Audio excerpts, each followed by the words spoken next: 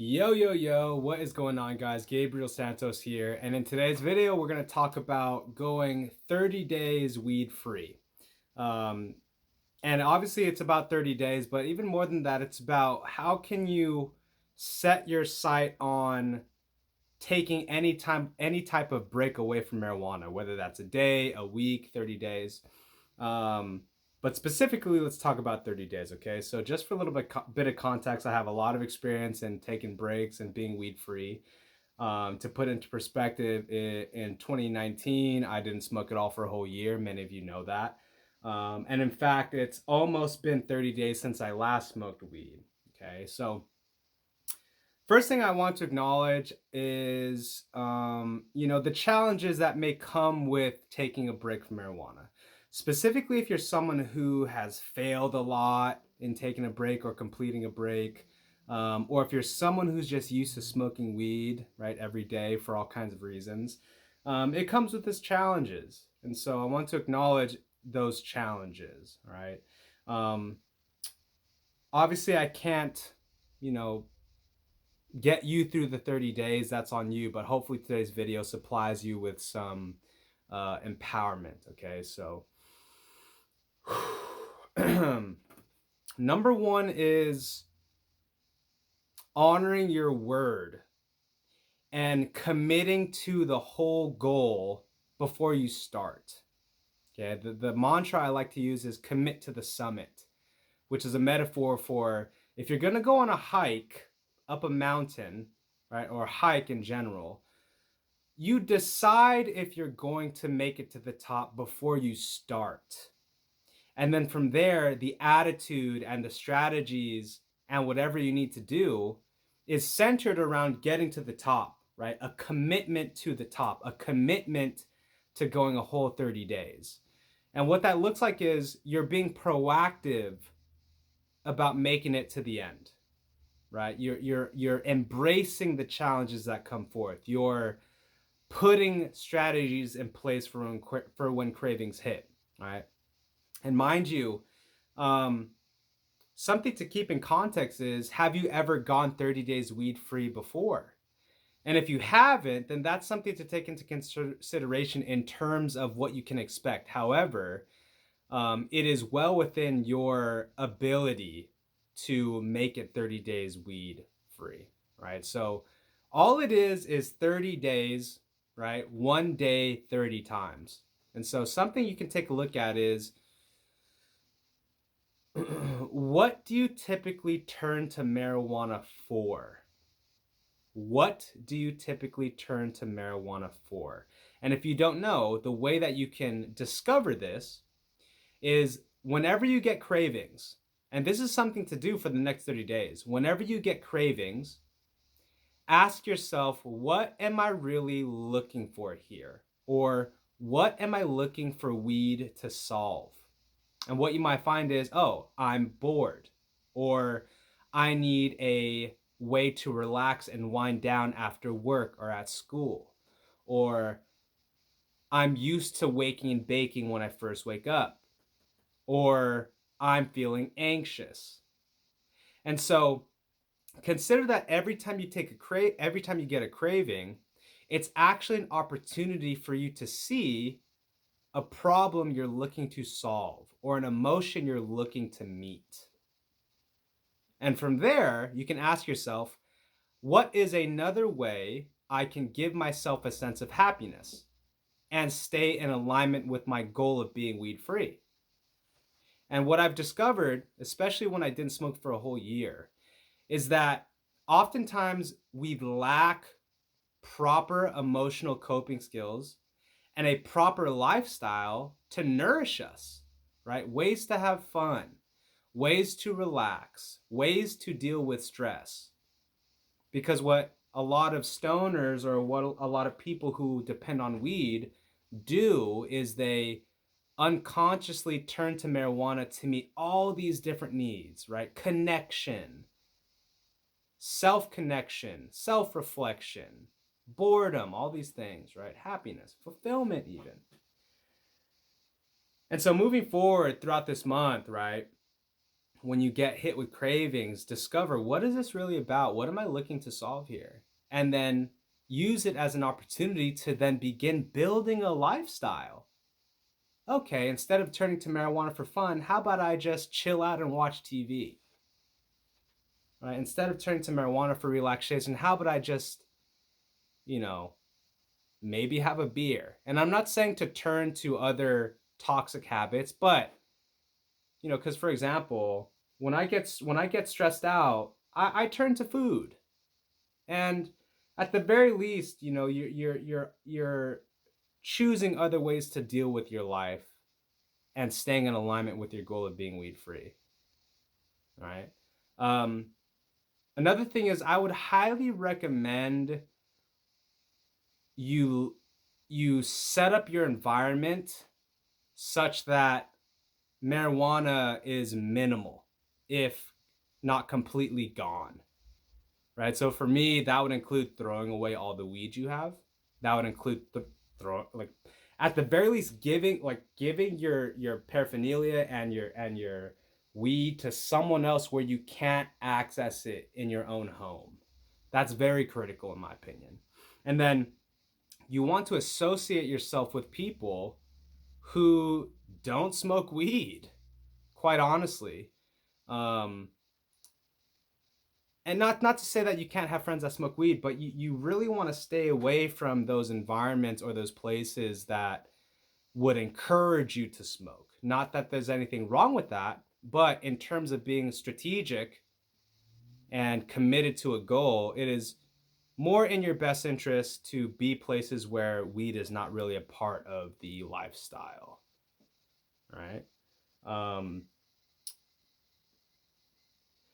One other thing I'd look at is the way that you read the story that you're telling yourself as you're going through this process. What's not going to work is a story of like, I wish I could just smoke. God, I wish I could just smoke. This sucks. What's the point? Right? That's a losing strategy. That's a losing story. That's not going to get you where you want to go. And so instead, you want to adopt things like, okay, it sucks now, but this is worth it, right? And see if you could take it to even the next level. Catch yourself in the act, right? If your mind is like, oh my God, this sucks, this is going to be so hard, right? Take control of your story.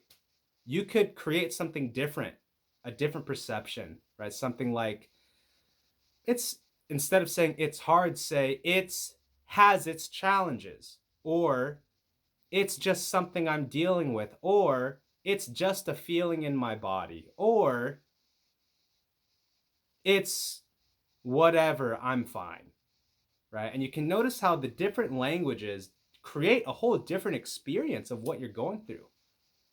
Because part of the name of the game is to reduce suffering, not just in this whole weed free journey, but in general in our lives, to reduce suffering.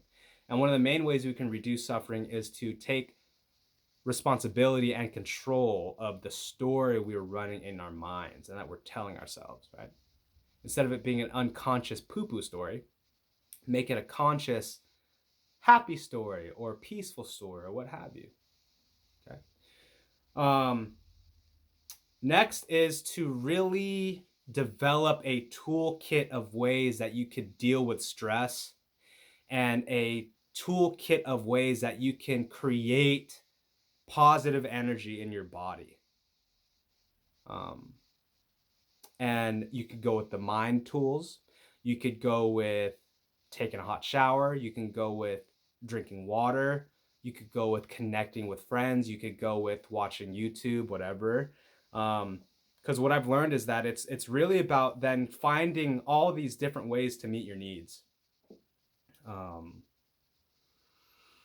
And maybe lastly, there's so many different things I could say, guys, but maybe one of the last things to share with you is that consider that when you get a really strong craving, what you're probably really looking for is to get out of your head and release tension in your body. Right? What you're looking for is just like a, oh, right? Just to let go of this tension, to let go of this weird nagging worry and concern that seems to consume us on a day-to-day basis, right? Being in survival mode, just like,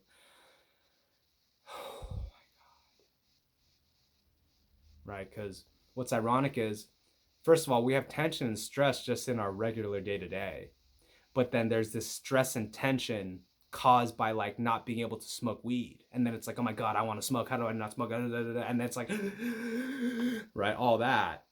And so what you're looking for is just this, oh my god. And so you're going to want to develop a myriad of ways, right, an abundance of ways to regulate your nervous system, to keep yourself calm, to self-soothe, right? That's why all day throughout the day I'm constantly massaging, I'm constantly stretching, I'm constantly releasing, right? Grounding,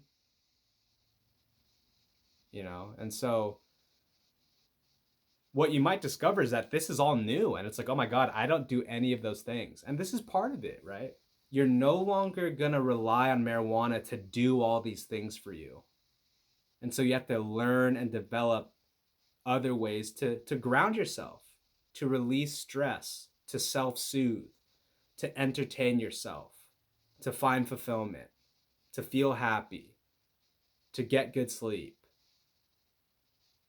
to feel self-connected, to have a sense of intimacy, to feel like you matter, to get out of your monkey brain. And so it's actually an opportunity to become more independent from needing marijuana. And that is really one of the key factors in all of this, right? Beyond the 30 days being weed free, is having a lifestyle, having the strategies, having the toolkit such that marijuana could drop off the face of the earth and you'd be perfectly fine. Right? That way you won't walk around day to day being like, I need the weed, I need to have it, right? You have your shit set up. You have your life set up. Oh, I'm feeling stressed. Let's go take a bath. I'm feeling stressed. Let's just go hang out with someone and just, watch Netflix until the sun goes down. And maybe one more thing to consider is that one of the main ways to just have a good time is to have some goals, have a sense of pride in how you live, and get after it. Right? Get after it. Get your dopamine kicks by crossing things off a to-do list. Right? So there's so many different ways, there's so many different angles, and nuances that go into being weed free for 30 days. But by and large, if you commit to the summit, and you're willing to face every challenge and take responsibility for your mindset, have strategies to cope with your emotions, and just be willing to see it all the way through, you'll make it. Because at the end of the day, you're the one who decides if you're going to smoke or not. And I get it, there are some deeper psychological forces at play, but right, as long as you're willing to take control of the wheel and just be very honest and take ownership of every single day, then you'll get there. And maybe don't be so attached to going 30 days. Consider that what you're really after in the long term is an overall shift in your life. And so regardless, all the stuff I mentioned in this video is relevant to what you're looking for, in my assumption. So hopefully this video was helpful in that regard. Congratulations to those of you who, complete the goal. And congratulations in general, just for caring enough about yourself to make a change in your life. And so as long as you never quit, as long as you never give up, you'll get where you want to go eventually. So anyways, that's it for today.